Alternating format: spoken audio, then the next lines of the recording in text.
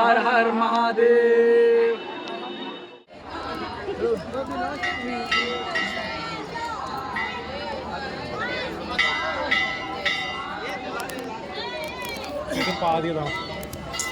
Bardhaman railway station থেকে মাত্র 4 kilometre দূরত্বে নবাবহাটে অবস্থিত 108টা শিব মন্দির। দাঁড়াও, আজ আমি এই মহাশিবরাত্রিতে তোমাদেরকে বর্ধমানের 108টা শিব মন্দিরকে খুব সুন্দর করে পরিদর্শন করাবো এবং ভগবান মহাদেবের দর্শনও করাবো। নমস্কার আসানসোলবাসী, আমি সঞ্চিতা। হর হর মহাদেব। আমি এখন এসেছি 108টা শিব মন্দিরে বর্ধমানে।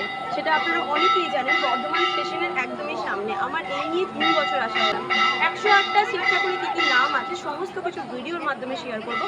ভিডিওটা পুরোটা দেখবেন, কেউ স্কিপ করবেন না, কারণ আমি আসানসোলে থাকি আর বর্ধমান আমার ওখানে অনেকটাই ডিস্টেন্স। ভালো লাগলে অবশ্যই পেজটিকে ফলো করে সাথে থাকবেন। কি আপনাদেরকে ঘুরে দেখাবো বর্ধমানের পশ্চিমবঙ্গের তথা ভারতবর্ষের ঐতিহ্যবাহী শিব মন্দিরগুলির মধ্যে অন্যতম শিব মন্দির। মন্দির চত্বরে প্রবেশ করার জন্য টিকিটের প্রাইস হচ্ছে মাত্র 2 টাকা। তাছাড়া জুতো রাখারও ব্যবস্থা রয়েছে আর 108টা শিব মন্দিরের অফিসও রয়েছে। মন্দির চত্বরে প্রবেশ করার পরেই এরকম আয়তকার আকারের পরপর সাজানো রয়েছে 108টা মন্দির। সকাল 8টা থেকে সন্ধ্যেবেলা 7টা পর্যন্ত প্রত্যেক দিন এই মন্দির প্রাঙ্গণ খোলা থাকে। এছাড়া পুজো দেওয়ারও সুব্যবস্থা তো রয়েছেই।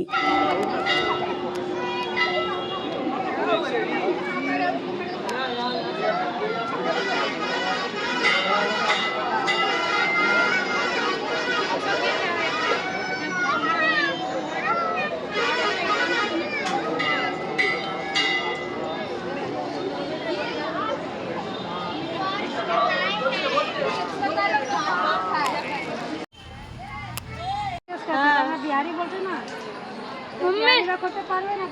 चलिए चल।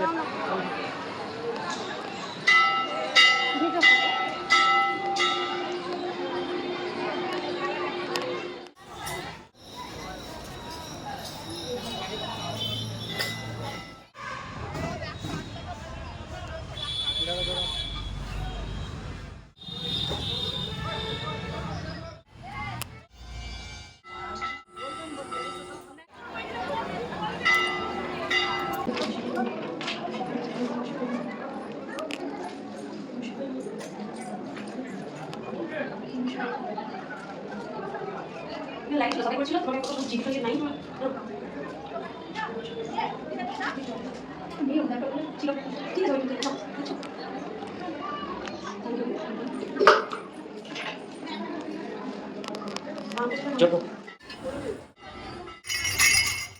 মন্দিরগুলি একটি চতুর্ভুজের বাহু বরাবর স্থাপিত। চতুর্ভুজগুলির মাঝখানেই আছে একটি বিরাট বড় জলাশয়। জলাশয়টি 2টি খণ্ডে কিন্তু বিভক্ত রয়েছে।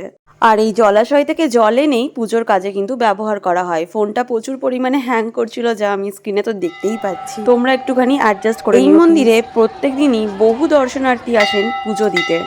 তবে শিবরাত্রি ও শ্রাবণ মাসেই কিন্তু লক্ষ লক্ষের ভক্তের আরও ভিড়টা বেড়ে যায়। শিবরাত্রিতে কিন্তু বিরাট মেলারও আয়োজন করা হয়। সেটা যারা 108টা শিব মন্দিরে যান, বর্ধমানে থাকেন, তারা তো ভালো করে বলতেই পারবেন। আর কারা কারা বর্ধমান থেকে দেখছেন সেটা অবশ্যই কমেন্ট করে জানাবেন। তপমালার আদলে তৈরি 108খানা শিব মন্দিরের পাশে রয়েছে মানত নন্দী পার্কটি তৈরি করা হয়েছে, যেখানে মহাদেব তো স্বয়ং রয়েছেন আর তার সামনেই রয়েছেন নন্দী মহারাজ। হর হর মহাদেব।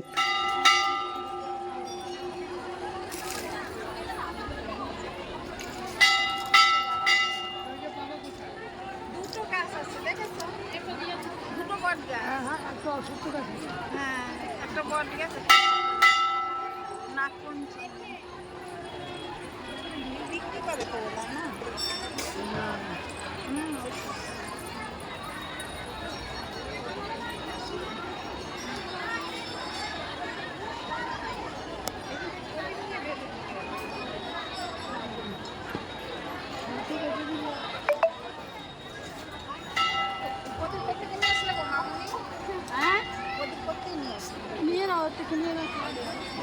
এই মন্দির এই না না না না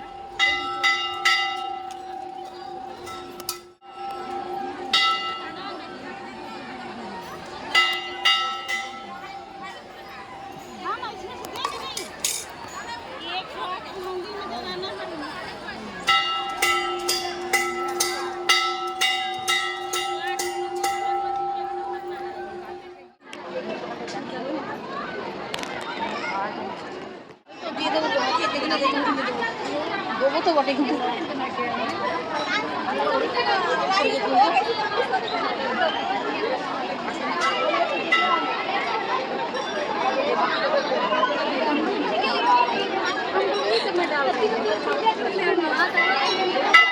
এখনো ভিড়টা দেখাচ্ছে।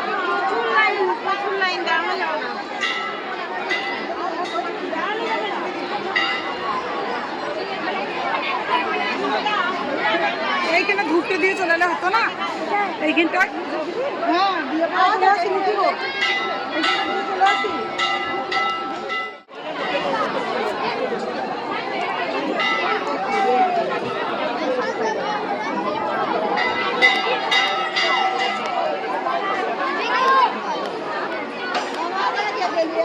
वो नंदी के पूजा भजाने के लिए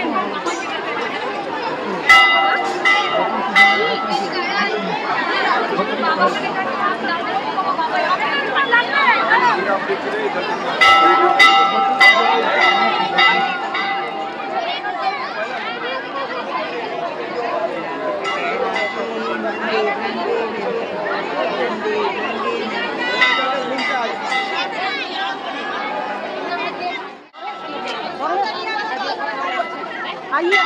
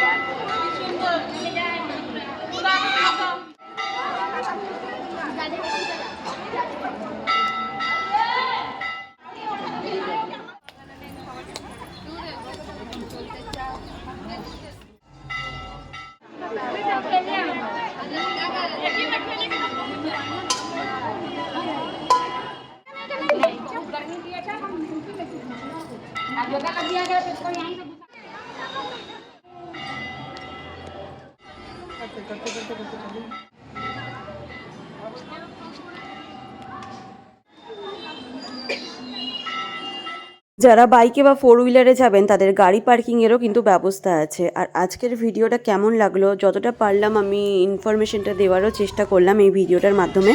এবং প্রথমে গেট দিয়ে এন্ট্রান্সে ঢুকেই বাঁ হাতেই তোমরা যে মন্দিরটি পাবে সেটা হচ্ছে মূল মন্দির। সেখান থেকেই 108টা শিব মন্দিরে তৈরি করা হয়। তো ওই মন্দিরে পুজো দেওয়ারও ব্যবস্থা খুব ভালোভাবে করা রয়েছে। আর এটা হচ্ছে ছোট্ট পুকুর বা জলাশয়টা দেখালাম, যেটা দুটো খণ্ডে বিভক্ত, সেখান থেকে জল নিয়েই পুজোটা কিন্তু সম্পূর্ণ হয়। আর আজকের এই ভিডিওটা কেমন লাগছে কমেন্ট করতে একদমই ভুলো না, পেজটাকে ফলো করতেও ভুলবে না। কারণ আমি আসানসোল থেকে গেছিলাম 108টা শিব মন্দিরে বর্ধমানের। তো আসানসোল টু বর্ধমান ডিস্টেন্সটা অনেকটাই, তো তার মধ্যেও পুজো দেওয়ার পরেও ভিডিও তো বানতাই হয়, তোমাদেরকে দেখাতেই হতো। কারণ এটা আমার একটা ভালো লাগার জায়গা, আর তোমরাও এতটা ভালোবাসা দাও, সেই জন্য তো রেসপন্সিবিলিটি অবশ্যই থাকে। তো তাই আমারও তোমাদের কাছে একটা চাওয়া থাকতেই পারে, সেটা হচ্ছে অবশ্যই প্রচুর পরিমাণে শেয়ার করে দিও, একটা লাইক তো করতেই পারো এবং একটা কমেন্ট করতে পারো হর হর মহাদেব, আর পেজটাকে ফলো করে দিও। আর মোটামুটি আমি যতগুলো 108টা শিব মন্দিরের মধ্যে মোটামুটি চন্দ্রচূড় বাবা থেকে শুরু করে অনেকগুলো শিব মন্দিরের নাম সহ মহাদেবের শিবলিঙ্গগুলোর দর্শনও করালাম।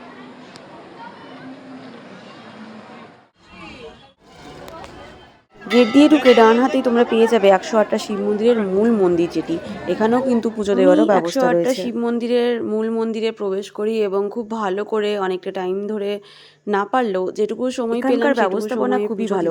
তাই যারা যারাই যাবেন এখানে পুজো দিতে চিন্তা করার কোনো দরকার নেই, সকলেই ভালোভাবেই পুজো দিতে পারবেন।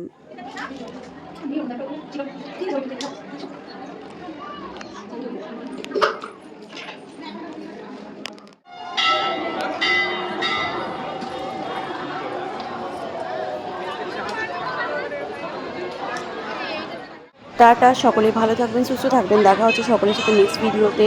রাধে রাধে।